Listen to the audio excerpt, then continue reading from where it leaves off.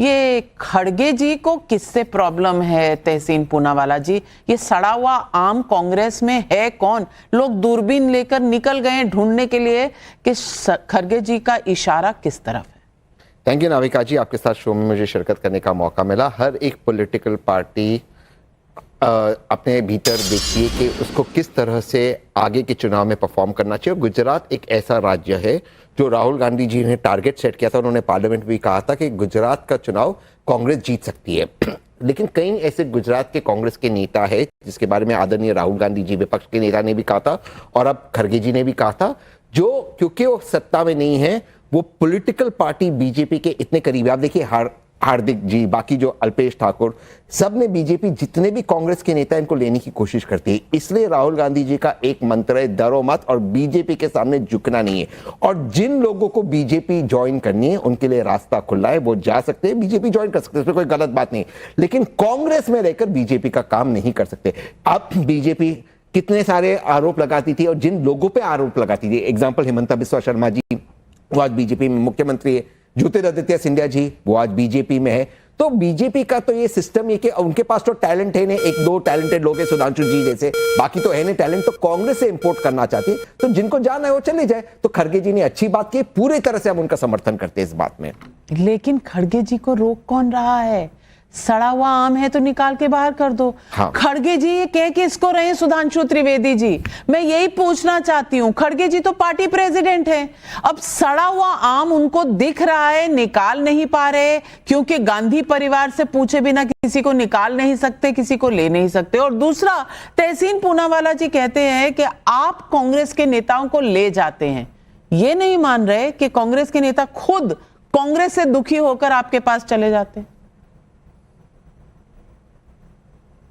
देखिए, पहली बात हम ये कहना चाहेंगे, खड़गे जी यद्यपि कांग्रेस के अध्यक्ष हैं और नेता प्रतिपक्ष राज्यसभा हैं, पर सबने वो उनका वीडियो देखा है कि उनके अपने राज्य कर्नाटक में मुख्यमंत्री बनने की बात आई तो उनके मुंह से क्या निकला, ये हाईकमान तय करेगी। यानी राष्ट्रीय अध्यक्ष और नेता प्रतिपक्ष से ऊपर भी कोई हाईकमान है। देखिए, जब सत्ता में होते हैं तो प्राइम मिनिस्टर हाईकमान होता है, जब आप सत्ता में नहीं होते तो राष्ट्रीय अध्यक्ष सर्वोच्च पद है। मगर इसके ऊपर कौन हाई कमान है? तो जब उनकी बेबसी अपने राज्य में इतनी है तो इस दूसरे राज्य में क्या स्थिति होगी, ये भली भांति समझा जा सकता है। जहां तक गुजरात की बात है तो ये एक ऐसा राज्य है नाविका जी, देश के लोगों को समझना चाहिए कि जब से राहुल गांधी जी बालिग हुए हैं, यानी वोट डालने की उनकी उम्र आई, 1970 की उनकी पैदाइश 88 में आई, उसके बाद से कांग्रेस की कभी सरकार ही नहीं बनी। 89 में चिमन भाई पटेल को बीजेपी के सपोर्ट से सरकार बनी थी। उसके बाद चिमन भाई पटेल जनता दल के थे, जनता दल पूरी लेकर कांग्रेस में चले गए थे। मतलब उन्होंने अपनी पार्टी का विलय कांग्रेस में कर दिया था। कांग्रेस चुनाव नहीं जीती है जब से राहुल गांधी ने वोट डालने का अधिकार प्राप्त किया 1989 से 95 से लगातार भारतीय जनता पार्टी जीत रही है। तो मुझे लगता है कि उस राज्य में कितनी सड़ांध कांग्रेस पार्टी के अंदर आ चुकी है और अपने नेताओं को अपमानित करने में कांग्रेस के नेताओं को जरा भी गुरेज नहीं होता। राहुल गांधी जी जाके गुजरात में क्या बोले थे कि गुजरात कांग्रेस में दो प्रकार के लोग हैं, एक वो है कांग्रेस जो बीजेपी के साथ है, एक कांग्रेस जो कांग्रेस के साथ है।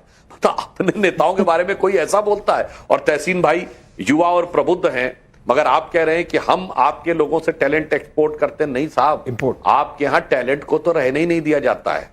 मैं आपको याद दिलाना चाहता हूं, हमारी सरकार आने से पहले जब मोदी जी और अमित शाह जी का कोई राजनीति में नाम नहीं था, मैं 14 से पहले की बात, 1998 से पहले, ये एनडी तिवारी ने कांग्रेस क्यों छोड़ी थी, अर्जुन सिंह ने कांग्रेस क्यों छोड़ी थी, ये शरद पवार ने एनसीपी क्यों बनाई थी, ये ममता बनर्जी ने कांग्रेस क्यों छोड़ी थी, ये मतलब मोदी जी और उनकी वजह से आने में क्या भविष्य में ये आएंगे इसलिए हम अभी से छोड़े दे रहे हैं।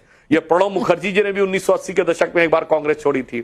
और आइए 1970-77 के दशक में ये बाबू जगजीवन राम, देवराज अरस, इन्होंने 70 के दशक में ब्रह्मानंद रेड्डी क्यों कांग्रेस छोड़ी थी? भाई ठीक है, आपके जन्म से बहुत पहले की बात है। ये बताइए 1967-68 में, तब तो अटल जी भी भाजपा के अध्यक्ष नहीं बने थे भाई, 68 में बने हैं दीनदयाल जी की हत्या के बाद। ये बताइए निजलिंगप्पा, कामराज, चौधरी चरण सिंह, चंद्रशेखर, नीलम संजीव रेड्डी, मोरारजी देसाई, ये काहे छोड़े थे भाई? हकीकत यह है कि कांग्रेस किसी को बर्दाश्त नहीं कर सकती। जो भी व्यक्ति थोड़ी भी समझ वाला होगा या जनाधार वाला होगा, आज आप देख लीजिए उत्तर से दक्षिण तक, मैं छोटे नेताओं की बात नहीं कर रहा हूं, गुलाम नबी आजाद साहब जम्मू कश्मीर के सीएम रहे, बाहर। कैप्टन अमरिंदर सिंह पंजाब के सीएम रहे, बाहर।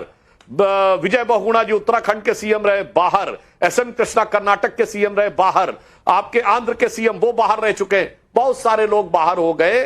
वो उसका कारण ये, और ये मैं सब प्रमाण बोल रहा हूं, पीवी नरसिम्हा राव ने किताब लिखी द इनसाइडर, जिसका हिंदी अनुवाद भी अवेलेबल है अंतर्गाथा के रूप में, जिसमें उन्होंने कहा कि नेहरू जी के एरा के बाद कांग्रेस में चाटुकारिता ऐसी बढ़ी इंदिरा जी के एरा में कि पहले लोग इंदिरा जी की निकटता पाने के लिए यह कहते थे कि हम नेहरू के बहुत नजदीक थे, बाद में वो कहने लगे इंदिरा जी से कि आप तो नेहरू से भी महान हैं।